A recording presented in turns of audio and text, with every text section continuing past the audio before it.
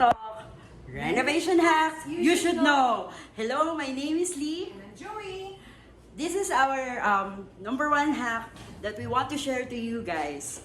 Number one, you should not receive any amount or quotations from any suppliers or contractors without giving them the scope of work. Ano po yan, Ma'am Joey? It means kapag magpapagawa kayo, dapat malaman muna ng gagawa kung ano talaga yung mga gagawin. Detalye, measurements, bago sila makapagbigay sa inyo ng presyo.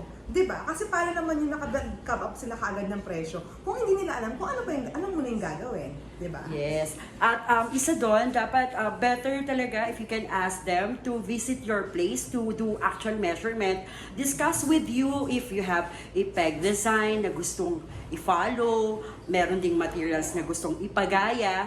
By giving them the actual measurement and specifics, mas madali at realistic yung mabibigay nilang price sa inyo. Kasi kapag nauna yung presyo, malamang scam yan! So that's it for today.